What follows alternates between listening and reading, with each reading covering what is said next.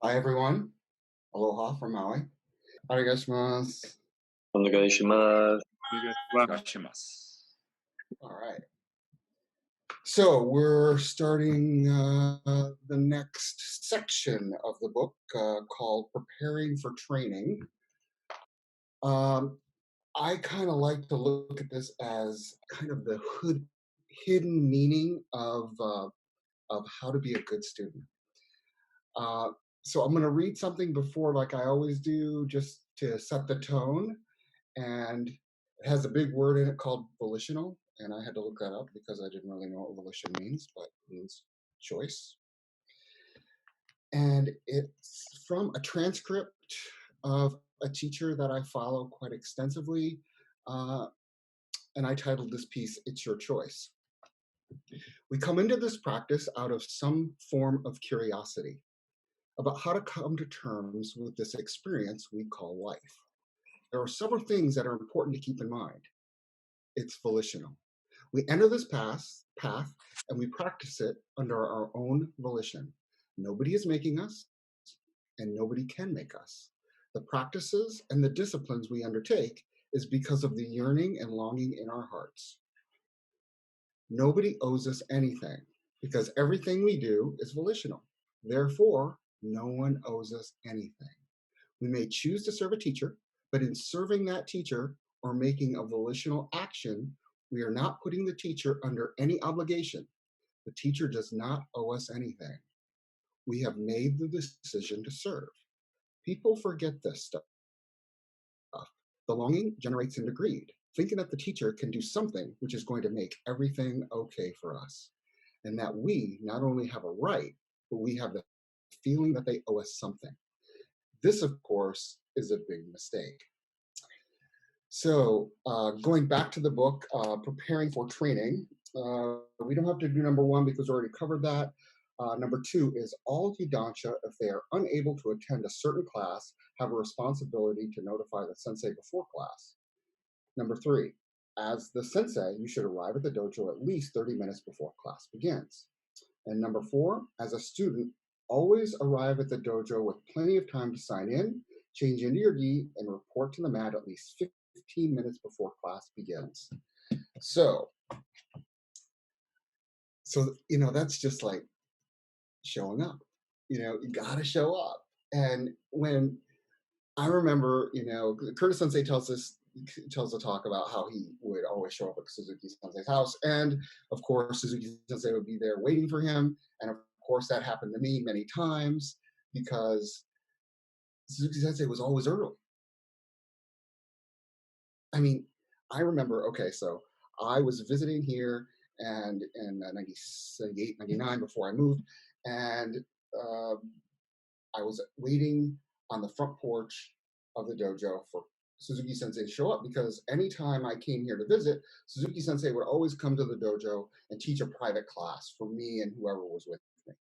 And so I remember showing up at the dojo the day before, kind of checking it out. And I walk in and, I greet, I think it was Melly or somebody was there. And literally, when I walked in the door, the phone rang. And the person picked it up said, Maui Aikido, how may I help you? They went, oh, hi, Sensei. They handed the phone to me. I had literally just shown up for the airport. I pick up the phone. I go, hello? Yeah. Crazy? Oh, Sensei, hi, how are you? Yeah, good. Be there tomorrow, 10 o'clock. Thanks. Bye. Okay. He knew right when I arrived at the dojo. I have no idea how. It was just kind of a coincidence. I show up the next day, but I think, oh, yeah, I'm going to show up at 9 o'clock. So I show up at 9 o'clock, and of course, no one's at the dojo. I'm thinking, yeah, me and I think a few of my friends were with me who train. We're sitting on the porch, and Suzuki Sensei pulls up his car, walks in, and goes, oh, good, you're early. Come on, let's train. Opens the door, and we go, and we start our training. So the next day, I'm very proud of myself. So I kind of mentioned to Curtis Sensei, yeah, I was early. Showed up at 9 o'clock. Suzuki Sensei wasn't even there yet. Curtis Sensei looked at me and goes, yes, he was. He's always covering the dojo. He was there. You just didn't know it. You got to sharpen your training. He just kind of like woke me up to like, oh yeah, he was early. but I was actually late, even though physically I was there early. It was just something that just kind of made my brain think, okay, what is showing up? And we discussed that in a previous class. The principles of what a student does, they show up. And Suzuki Sensei would often say, showing up is 90% of it, because if you're not there, it ain't going to happen for you. So it's really interesting to when I teach the beginner class, I always tell people, hey, you got to show up early, and I always read the etiquette chapter and tell them, hey, you got to be here early, try to be here, 30 minutes prior. And a lot of times they're kind of shocked that, oh, we have to come here early? Well, why? Why do we have to come here early? And it's kind of like we always have to remind people, even here on Maui, to pay dues. Uh, we don't. Many dojos I know, and I can ask later, are on a monthly dues list. But here on Maui, we pay 6 months at a time because it's not as expensive because we own our own building. But every twice a year when we collect dues, they're always like, we got to remind people. Most of the students pay on time, but a lot of the new people, oh yeah, I got to pay dues. Oh, I forgot. Oh, do you take credit cards? Oh no, we only take check. Oh, okay. And it's very difficult for people just to remember that. Twice a year we pay dues, and they forget. And it comes down to a few things. People think, that a lot of students treat Aikido like a service. Like if I join a gym, I pay my membership, and I'm going to get this. It's an exchange. I'm giving you my money, you're giving me use of the gym. But Aikido's not like that, and people have a hard time understanding, that perspective of it. And it, it, and it comes down to how I wanted to set the tone for this class. It's volitional. It's a choice. You come to the dojo out of a choice. You're not paying for classes. People think, oh, I paid for that class. You're not paying for that class. You're paying to support the dojo. I mean, and people have a misunderstanding of that. Okay, not only do I have to show up on time, the payment's not for classes. What do you mean? I don't understand that. And people just, students have a hard time adjusting to that, I think. And when it comes down to showing up early, the first one I read, the Yudansha having to call the sensei, and that's out of responsibility, out of courtesy. And Suzuki Sensei was a big time stickler, more so, I think, than Curtis Sensei on calling. If you were a Yudansha and you didn't call, Suzuki Sensei was all over you for that. And he would often say, if you are not early or if you show up late, you are wasting the sensei's time. You are wasting his time by not having the common courtesy to either call, I'm not going to be there, or showing up late. And it just comes down to, do you respect yourself? This isn't about respecting him so much, but respecting yourself. And we tend to have a problem with that. And I know here on Maui, there's a lot of good intentions. A lot of people are seriously training, in all aspects. But we still have issues, of course, with people not calling, like at every other place, I'm sure, or showing up, a little late, or not showing up early, or not paying their dues on time, or not having an understanding of the basics.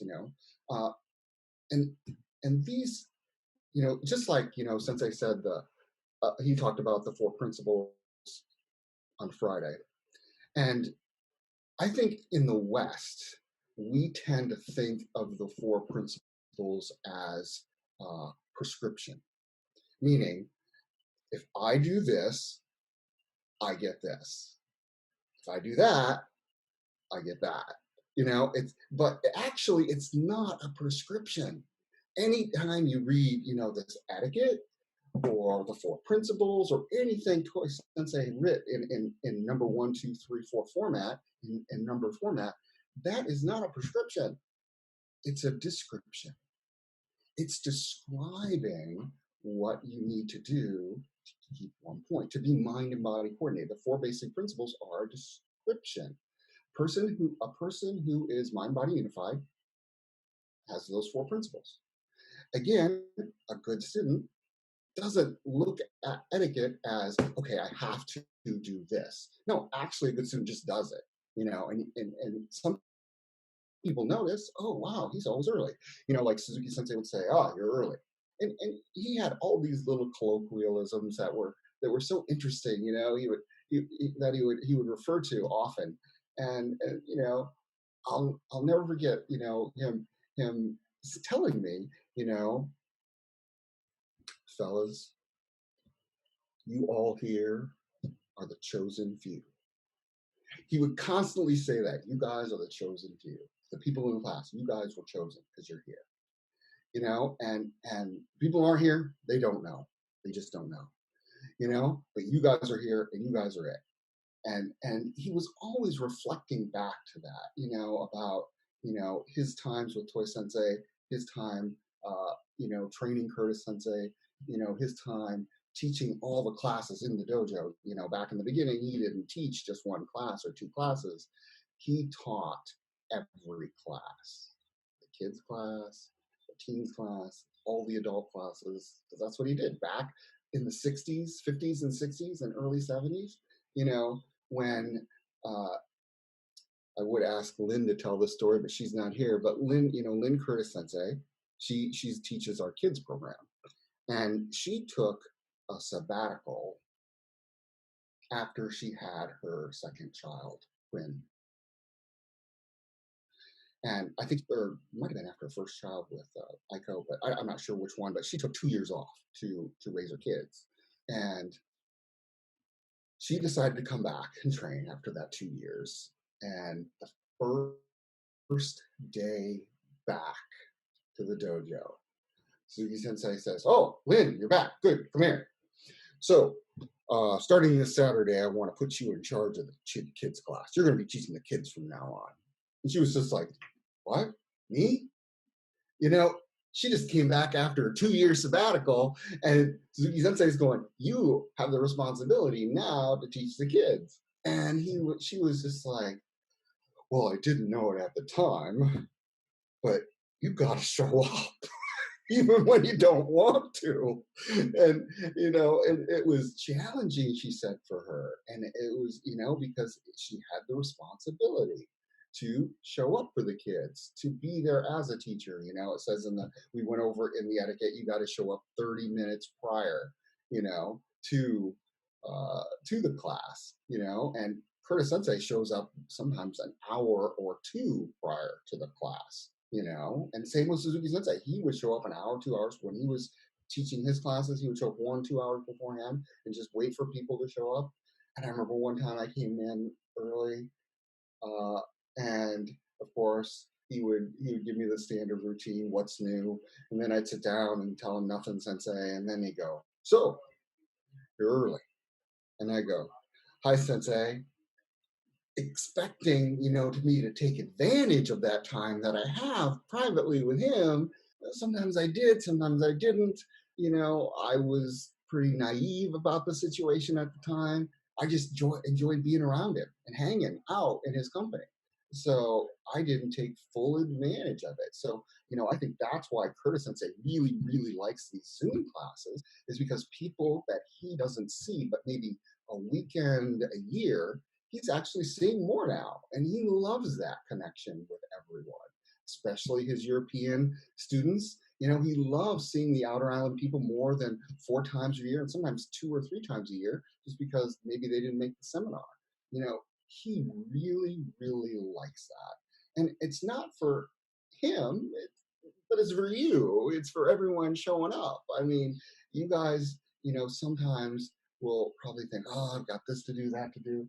And it's important, yes, but think about your training on why you train. Why are you here?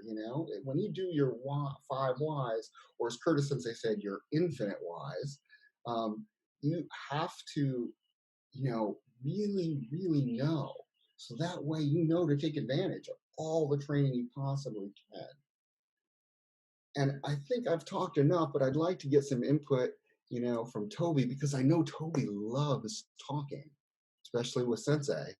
Um, so Toby, can you just chime in, on the preparing for training or anything I comment? I'll give you the floor to just to chat. Well, I think the situation here is about the same. But like I said before, we are not an experienced dojo, so we haven't existed for a long time. So we don't have a tradition of calling in and these things.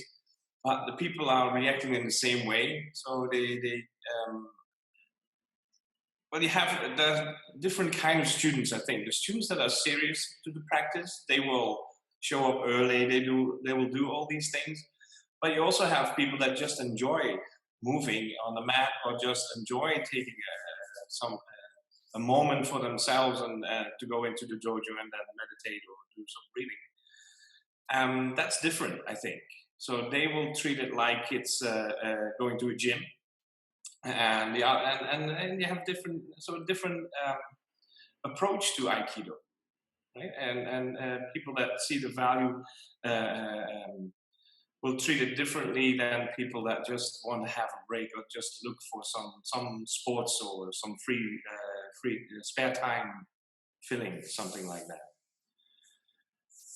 As for paying dues, we do it automatically, a monthly fee for a membership fee, a monthly membership fee that they can tell the bank to automatically transfer, so we don't have the problem as much, because some people still pay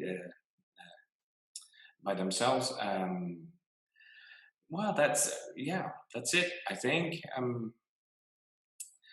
The strict rules and regulations, like you have written them down, not strict, but the rules and regulations as you have written them down in the Maui manual, we don't have them in that way.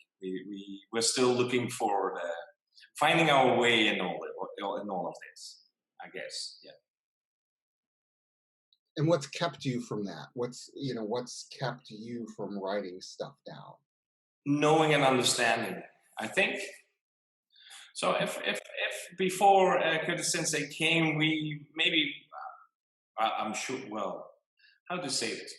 We were serious about training, but not as deeply developed, maybe, I think, as, and that makes it, so the understanding of why the rules and regulations are there has changed throughout the years.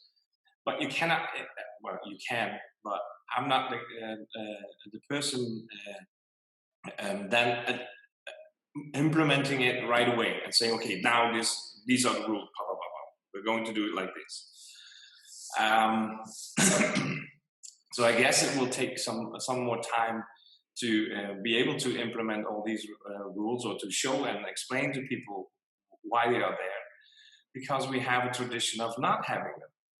So you first have to explain and understand why they are there before you can actually do it. I guess that's the idea behind it. Okay. Yeah, I see you're taking a very easy approach by not enforcing it right away. Wouldn't you say? It's a pretty, instead of coming out and going, okay, everyone, starting tomorrow we're going to do this, and it's basically and you selected to kind of ease into it a little. Yeah. Also because of the two types of people, right? I'm afraid you might lose the people that just come for their spare time having fun. And if you push them away in that, I think you might push them away in that way. They might miss an opportunity to change their mind about Aikido. Sure. Sure. So that's I don't disagree with that thought process at all. I've often had this talk with Curtis Sensei a lot in the past. In fact, I I was kind of reminds me of a story. I was here on Maui visiting, and some of you, when you look, in fact, if you look at my virtual dojo, you'll see there's Toy Sensei's picture over here and Shimpo Uchirei Kanosoku Genjo over here. Okay, so that was not designed for that. That's kind of an afterthought, actually. Uh, when I first came here at the old dojo in 98, I think it was 97 or 98, um, the old dojo had a picture of Toy Sensei, a picture of O Sensei, and Takemosu Aiki, that O Sensei calligraphy, and the key symbol, which Toy Sensei had done. That was the shomen. O Sensei's picture, Toy Sensei's picture, that. And I remember coming here going, man, that is great. This is one of the, I had this, weird, strange understanding of, I wish we could all get along, and, the Aikikai people would, join with the Key Society people. I had this, dreams of grandeur type thing. And I always thought, wow, that is so cool that Suzuki Sensei has both O Sensei's picture as the founder and Toy Sensei up there. Right. Okay. Done. I never said anything. I took some pictures of it. I still have today. New dojo gets built. It looks like that. So I'm there with another good friend of mine, and we went out. We were visiting here, and we went to this place called Coho's, which is a Hawaiian restaurant place in the mall. And we're sitting in a booth. My friend, who's from Santa Barbara, California, and myself, and Curtis Sensei, and I can't remember who else was with him. And I think maybe I was Shodan at the time. I don't know. But I look at Curtis Sensei and I go, so Sensei, what's the deal with the photos? And he said, what do you mean? How disrespectful. You took O Sensei's picture off the shomen. Shouldn't it be up there with Toy Sensei's? And then my friend who's sitting next to me, he gives me the look like, I can't believe you are addressing Curtis Sensei like this. But I was legitimately kind of upset. I'm like, and I'm on the verge of being almost disrespectful. I mean, I really didn't know. I mean, I cringe when I think back at what a bonehead move I was doing. But I said, this is really just, at the old dojo, it was like that. And you had O Sensei and Toy Sensei, and what's going on? Come on. And he said, well, I understand what you're saying, Tracy. And Suzuki Sensei, I originally designed it, so yes. But it wasn't me. It wasn't me who didn't want O Sensei's picture up there. And then I'm like, it wasn't? Well, no. Suzuki Sensei set it up like that. And then I was like, but he trained with O Sensei. He goes, he did. And that's why it was up there in the past. Well, think about it, Tracy. Think about it. We're inviting Toy Sensei to come bless the dojo. Do you think we should have O Sensei's picture up there when Toy Sensei's coming to bless this dojo? Do you think that'd be respectful? And I was just like, oh, yeah, you're right, Sensei. Sorry about that. I agree with you. But I didn't know any better because I was just new to the training and how serious it was. And I didn't really know much about the history of the split so much. And I was just being really, really rigid on, oh, well, this is how it should be. Kind of like you can't go in and say, all right, tomorrow we're going to do this. We're following this manual, read it to where we start. Yeah, of course, I tend to agree with you. And I agree, that, and I've had talks with Curtis Sensei on, there's students that really want to be in a Tomo and really want deeper training. Then there are students that don't. And we don't want to push those guys away. We want to keep them in. Just like me, who kind of discovered it later on. And, Sensei has a good theory on that. And I would encourage Toby to talk to him about that because I'm sure he'd have some guidance for you on that subject. I I understand where you're coming from, and I don't disagree. However, Curtis Sensei is not as much a stickler as he used to be when he was. I have to commend him on how I treated him at Coho's on the verge of being disrespectful, and he was actually really tactful in that situation. He handled it really well because I was just I was just laying into him about how I thought it should be and how I was right and he was wrong. And that was that was really funny. I mean, I look back and laugh, and of course, I'm sure Curtis Sensei would kind of get a kick out of it too. But yeah, you can't have that aspect. But with that still in mind, I'd like to ask Olaf, how do you handle these situations?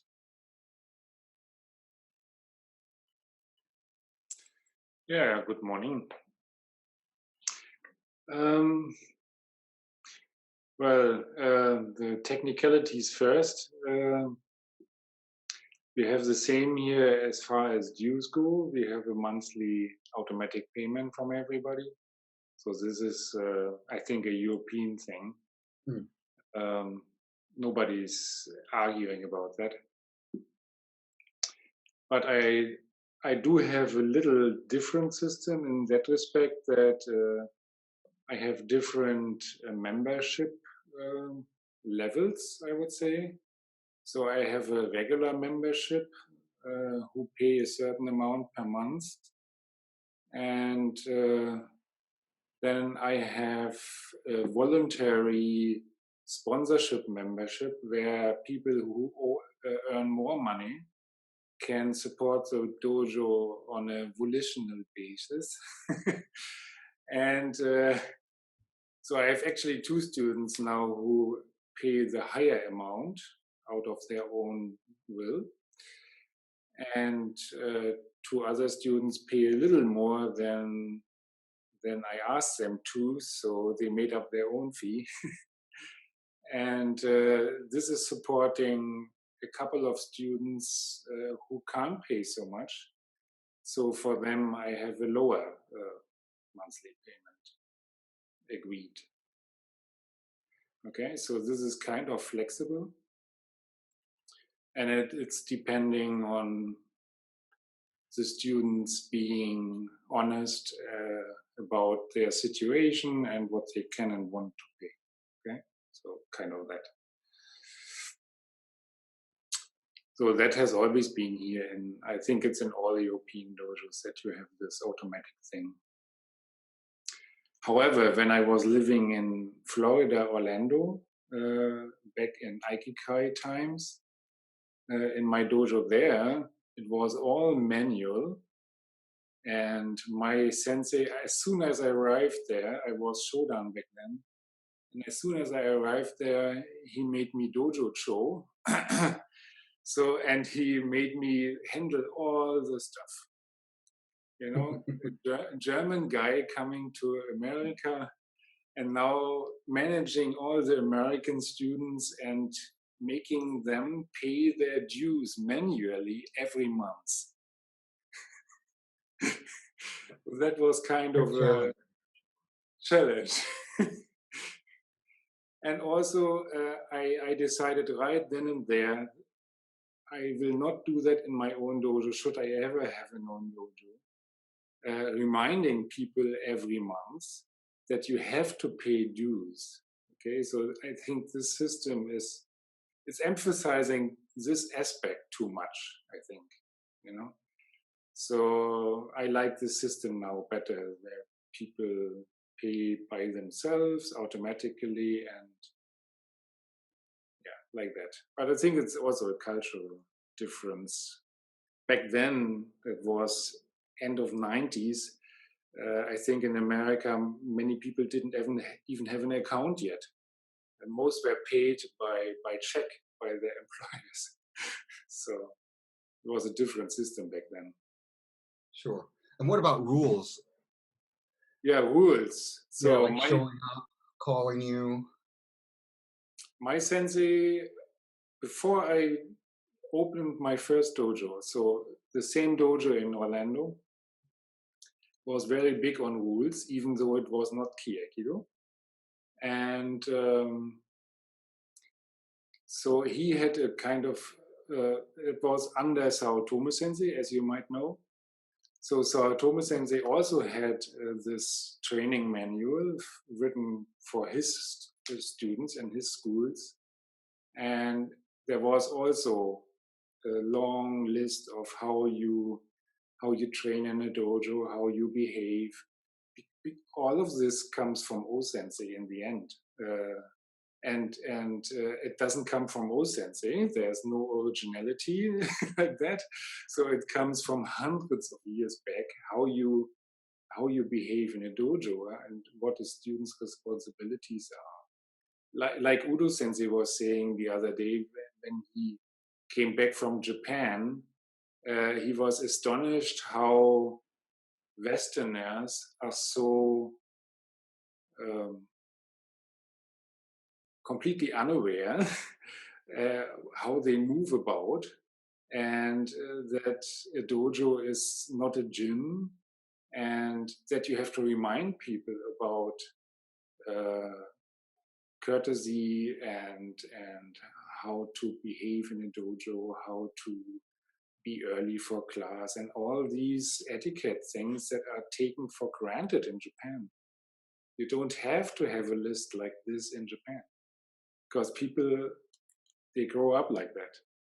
Okay, so it's kind of a Western thing to even have the need of having a list like that.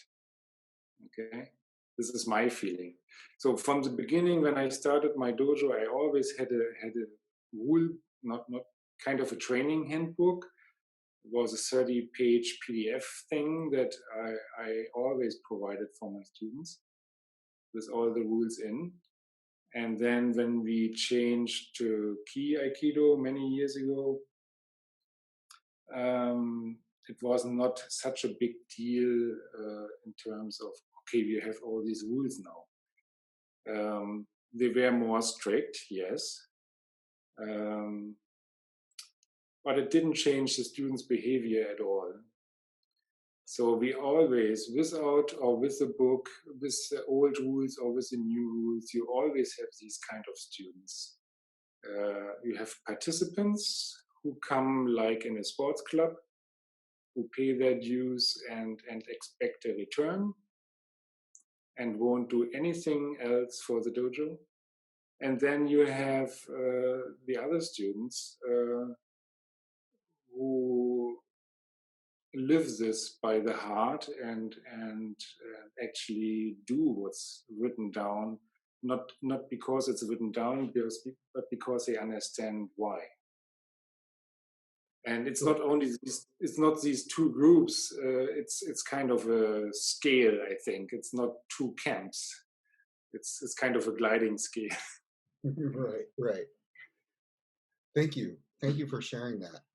And Charles Boyer Sensei, can you give your comments? Yes, hi, Sensei. Thank you very much. Well, yeah, I agree with what Schubert Sensei and Vogel Sensei were saying. I mean, we at Lokahi, I guess we have a bit of a tradition, I think, of the students will contact me if they're not going to come. They'll text me or sometimes call, which is nice. I do appreciate that when students do that. But if I could say something a little more about showing up in the Sure. bigger sense, and maybe also just this idea of what you talked about at the beginning of exchange. And of course, our European instructors are talking about this too, about these different types of students. You know, I had a student a while ago who, she was a Tai Chi instructor. and she had studied Tai Chi under some very famous master from China. I don't know how or under what circumstances, but she lived in China for a while. And so in that relationship, she told me it basically began with the instructor saying, "Okay, you want to train with me? I will give you something to practice." And so he gave her this tree pose. It's just this pose that you're supposed to do, like hugging a tree. And he said, do that every day for 10 years. And then I will teach you. Yeah, and this was a contemporary student. This was not 50 years ago or 100 years ago. This was a student that I had maybe 7 years ago. And she's not practicing Aikido anymore. She moved away from Hawaii. But it was almost like in the old days, and in this kind of traditional sense, the student has to earn the right to be a student, and not so much, you pay money and then expect something in exchange. And that's very, I think, modern, and it happens at the university where I teach too. Students kind of think that sometimes I'm an employee of theirs because they're paying for the class, and it doesn't quite work that way. But this is where we are as a society and how we train. We have to deal with all these differences and these changes, and it's all fine and okay. But the idea of showing up, I think it's a really, really challenging. This is one of the most challenging things for us as students. I remind students about it, but I find myself having to remind students over and over again that this is like the most important thing. You want to really understand, first thing you have to do is show up. And so, kind of like you, I learned this through lots and lots of failures and mistakes and blunders and saying the wrong thing and showing up late. I eventually learned that this is the way things work. But it's like the idea that Curtis Sensei talks about being grateful. How do we express that gratitude? You're talking about, showing up an hour early from Suzuki Sensei, who would be there 3 hours before class time and teach privately to anybody that was in the dojo at the time. And so you showed up an hour before that. And, and in a way, it's like that showing up is an expression of gratitude, right? And sending or calling your teacher, that is an expression of gratitude. And doing things that allow the teacher to operate smoothly is an expression of gratitude, right? It's not, at some point in our training, it's no longer something we have to do. When we're going through that phase of making mistakes and screwing up, and of course we're still doing that, we're still screwing up all the time, but it's just at finer and finer levels. But at that point, we think it's an obligation. We think it's something we have to do. We're told to do it, or the book says do it, and we feel like it. And then at some point, we discover, and we can only do this on our own by showing up, that this isn't an obligation at all. It is an expression of gratitude for this training. And ultimately, if you're around your teacher enough, you realize this is an expression of gratitude for life. You're using your time. You're doing what you can to understand more deeply what is being taught. at every moment and at every opportunity. And this is such a hard thing, I think, to share with our students and for our teachers to share with us. I mean, but so that's kind of what I wanted to say about what you were talking about earlier, like this idea of respect. That's the way to ultimately to respect the practice of this training. Thanks. Yes, I totally agree with everything you said. In fact, that kind of leads me to, we all know here on Maui, we taught the police for quite some time. And Suzuki Sensei would, he was a police officer for 30 years. And he would tell every recruit class, he would give them 6 pointers, 6 things they must cultivate in order to be a good officer. He would say, you have to treat every person that you arrest with the utmost respect. And you do that through kindness, respect, courtesy, compassion, humbleness, and humility. And he would say, these are the attributes of a police officer. This is what you need to do. And I remember, looking at the list and thinking, wow, this is a really good list. If I write this down, I wrote it down. And I was talking to Curtis Sensei about it one time. And he goes, yeah, he goes, I saw that list a long time ago. And I said, Sensei, humbleness and humility, they're the same. He said, no, not. No, not.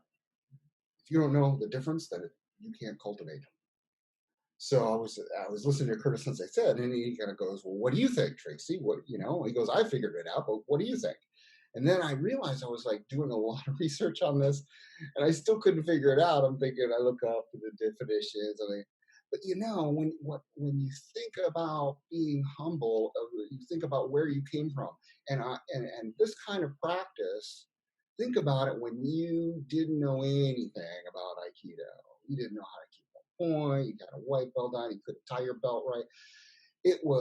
We forget where we come from a lot of times. And I see this on the mat of, Yudancha kind of looking over and seeing a beginner and they're struggling a little bit. And they're like, remember that? Or, we've seen people, they put both feet in this one side of their hakama and we're like, giggling at that.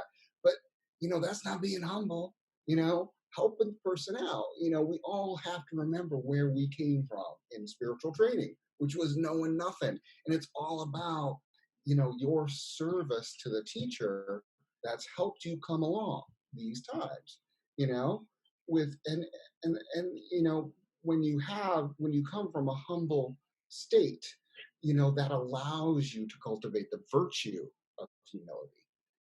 Then and only then you can really, really cultivate that. And so when, every time Suzuki Sensei taught these police classes, he would handwrite out a speech. And then he would read the speech to all the things. And of course, every time I've seen these speeches, in fact, he even gave me a copy of the speech one time after class, and he had, by memory, memorized. He had to memorize. He'd write the speech, and it was pretty much the same speech every time. But he always emphasized, he would say, fellows, to control the self, you must cultivate and understand these 6 things. And he would list them every time, be kind, be respectful, be courteous, be compassionate, be humble, and have humility. That's a description of a good student. It's not, anything different from that. I mean, really, if you just, cultivate those items, cultivate, these virtues, these principles, and if you're around it enough by showing up, if you're just around the sensei long enough, it'll start to wear off on you. Suzuki Sensei would go, my students mind is like a sieve. I just have to keep piling it in, so whatever sticks will eventually build up. And it's true, guaranteed. I mean, I have a good memory, but I forget a lot of stuff, and I have made the mistakes that Boyer Sensei talks about a lot. and I continue to make mistakes. I'm always growing and learning in that aspect, but those things are super important. And my very very good friend Mayumi, we kind of would talk. We'd talk, and I'd say, "Oh yeah, I got the student," and yada yada yada about the student, and Mayumi go, "Well, sounds like they're a giver or taker. Which are they? Are you one of those people that are always given, or are you always one that wants to receive? And giving is just another word for serving. Are you one to serve, or are you one to sit back and watch? You know, are you looking at elsewhere for somebody to do this? I remember, there was a there was a big branch that had fell on the sidewalk at the dojo, and I saw that branch. I didn't do anything about it, and I think everybody in the dojo walked in and saw that branch, and then Curtis Sensei, we're all lined up in a row, and he looks at all the students all lined up. He walks outside, picks up the branch, carries it in the dojo, and goes, "So, did anyone see this branch sitting out there in front of the dojo?" And we were like, "Yep." "Oh, sorry, Sensei, let's get that for you." I mean, it was just everyone, failed to see it, or actually they saw it and failed to do anything about it. They were thinking, "Oh, I'm either late or I'm early, or I'm not going to do that," or whatever. But it wasn't. They were thinking about, "Hey, what am I going to get out of this class? And not how can I serve?" And I know a lot of times uh, people get promoted in Aikido many different ways. We all take promotional tests to a certain aspect, but then after so long, we no longer take tests. And well, how do people? You know, Suzuki Sensei would always say, "I promote everybody to Sandan. Sandan, I promote them really fast. But after that, then we wait and see. Then we wait and see if they get it or not." So anything Sandan or below is just a gimme. I mean, it's kind of a gimme because it really doesn't start until after that. And people get a little, like, let me tell you, I was a very proud Sandan. I thought I had everything memorized. I mean, I had the Taigis memorized. I knew this, I knew that. I could move. Come on, let's shake it up. But I didn't realize that, that's not the beginning. That's just the beginning. That's kind of just the beginning of the training. It's not about that. It's about your service. And Curtis and Suzuki Sensei said a lot about that because he would watch people serve a lot, and then he would say, "Oh, they're getting it," or, "Oh yeah, they're showing up." I mean, and Curtis Sensei tells a story about Lin and him serving Suzuki Sensei, and Suzuki Sensei really praising up Lin, and Curtis Sensei's going, getting a little upset over it because he thought, hey, why is he why is she the best? Why am I not? And it happens. I mean, we all get full of ourselves at one point or another, and we have to really, really understand and be fortunate enough to have someone like Curtis Sensei or a teacher that you respect kind of tell you, "Hey, you're a little bit full of yourself," like it just happens. So we have to be we have to be fortunate enough and have the gratitude in ourselves to realize that and understand that. Let's see. I'd like to have, let's see here. We've got, oh, there you are. Udo, can you give us a little bit on anything I've talked about? The floor is yours for a few minutes. Good morning, Sensei. Yeah. Yeah. I'm very happy with my students, I have to say. They are, I think they're very eager and almost everybody's on time. So that's good. And especially during this Corona time now, I feel that maybe about 80% are having this feeling of having to support or supporting the dojo. That brings me to the fees. I have also this monthly payment, and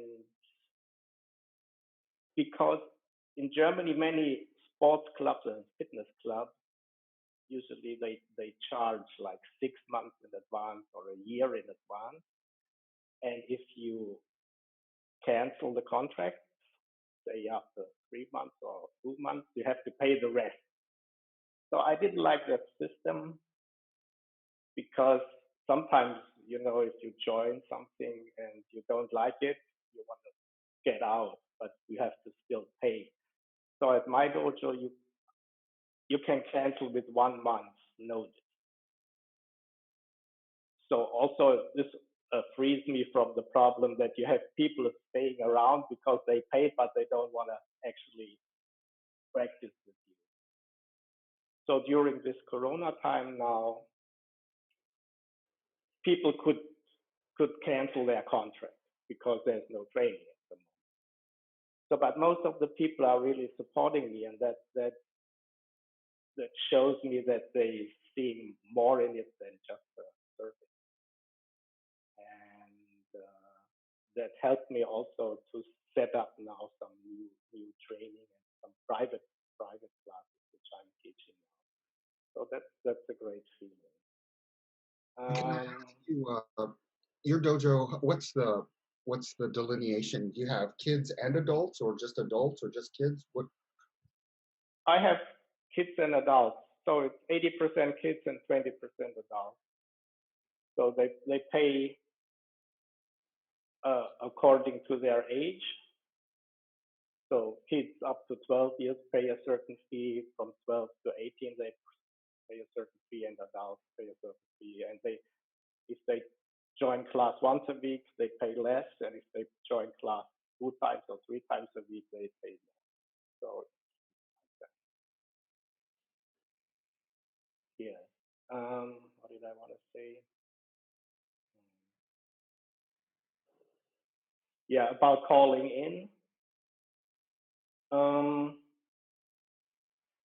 Yeah, some people call in. Mostly they don't. The adults usually call in. What I thought was important that the kids usually come with their parents, so it's not that important Right. that they call in. But when they get 13 or 14 to 18, they come alone. So it's important to have these people call in so that their parents know that they're in class and not somewhere else. So I was looking about that they call in. Yeah. Well, I think that's about it, what I can say. Good. Thank you very much. Does anybody have any questions? We have a few minutes before we end. Any questions from anyone? We're good. We're solid. Good. I just want to remind, I think it's really important that, you understand prescription and description. And that's something, write that down. It's, you get stuck, in classes where, I call it Aikidoese, where they'll just look at you and go, oh, keep one pointer, oh, extend key, or, this, that, and that's a description, not a prescription. And, we'll close. I have a little story that I always like to read at the end. I've got a good one here. And it's called Willingness. Do you want to? And this is a Sufi story. One day, while staying at a friend's house, Nasruddin peered over the wall into the neighbor's yard and saw the most wonderful garden he had ever seen. He noticed an old man patiently weeding a flower bed and asked, "This is a beautiful garden. I'd like to have one just like it. How do you make a garden like this?" The old man looked up and said, 20 years hard work. Nasruddin said, "Yeah, never mind." So you say you want to be awake and present in your life, but you practice only occasionally, and even then for relatively short periods. Maybe you do practice regularly, But your practice only goes so far, stopping at a wall that you can sense but can't name. What stops you? Are you willing to touch that wall? Touch it and go into it. Are you willing to be present in any and every experience that arises? Whether it be anger, shame, love, success, heartbreak, victory, insult, or failure. What do you actually want from your practice? Willingness means to let go of conventional concerns over happiness, wealth, status, and reputation, the agendas of life and society. As long as you limit your experience to what fits into the world of society, you will explore your spiritual potential only to the extent that it doesn't impinge on your life and society. Willingness means you practice living in the world of immediate experience, the world in which there is no time, the world in which you cannot trade or share a single thing with anyone, the world in which not a single person, not even you, exists. The world that is what you experience right now. It also means 20 years hard work. And with that, thanks a lot for coming, and we'll see you next Monday. Domo arigato gozaimashita. See you next week.